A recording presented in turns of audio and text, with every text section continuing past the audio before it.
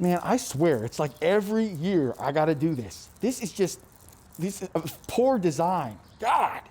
Oh, hey guys, how's it going?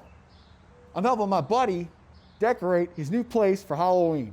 He's super excited. He just signed the lease. He is a superhero, so I can't tell you his real identity, but what I can tell you is he has horrible credit and a bad rental history. But he still was able to get this place. You know why? Because he came to the Crusader, and I let him in on the secret. So if you have bad credit or a bad rental history and are looking to get a place and no one will rent to you, this is definitely the video for you, so stay tuned.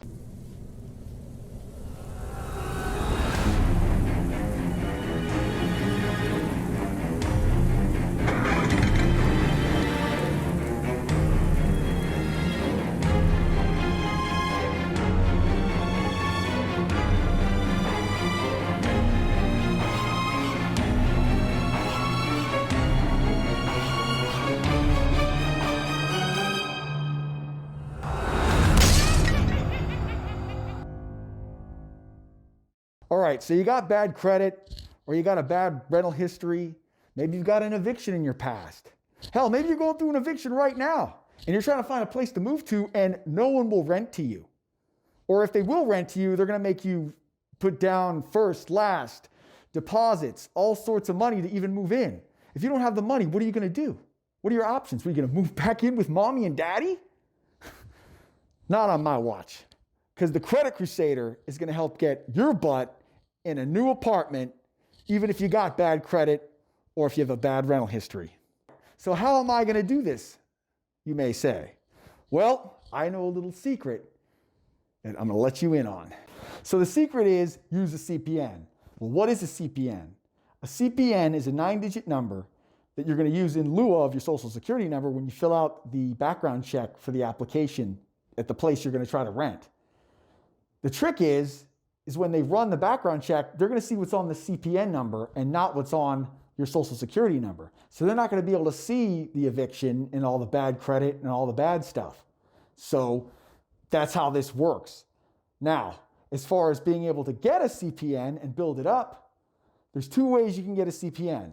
One, you can buy one. You can throw a rock and hit somebody selling a CPN. Everybody's selling CPNs. I know a guy who you can get one from. I've worked with him in the past and things worked out. His name is Jefferson. I'll leave his contact information in the description. Also, I have a workshop that'll show you how to make one and also teaches you more in depth about them. If you'd like to purchase that, that's $275.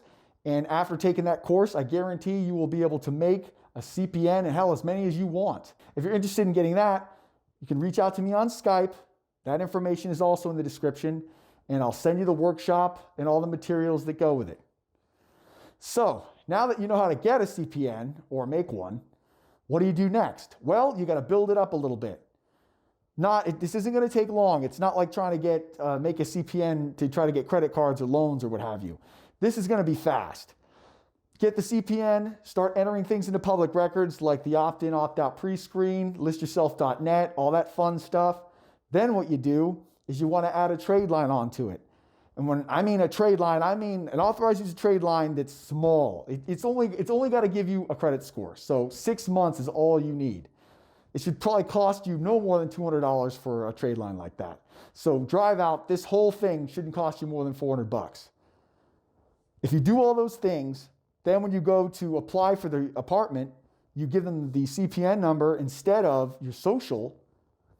Everything should work out. And you should also know that you can use the credit privacy number to get things like utilities, phones, all sorts of things. It can be used for a lot more than just credit cards that like some people think. Now, some people will say, oh, well, CPN numbers are sketchy and borderline illegal or flat out illegal. I mean, I'm not a lawyer, but I will say this. Using CPN numbers in this capacity, you don't have to legally give your social security number when they're asking for it as far as applications to rent places or utilities and all that kind of stuff. Those aren't loan applications. Those are they just want to use it to do a background check on you because they want to hook into public records. Credit privacy numbers they're a good idea when it comes to using them in this capacity because it protects your social security number. Because I personally, I don't like people knowing my social security number. I don't want people to have that information. And I mean, the way that all these, companies like utility companies and places where you rent, they ask for it. I don't feel there's a need for it. And I encourage people to use CPNs instead of their social because it gives them protection. That's the Credit Crusader looking out for you guys. So don't forget to hit like and subscribe. Crusader out.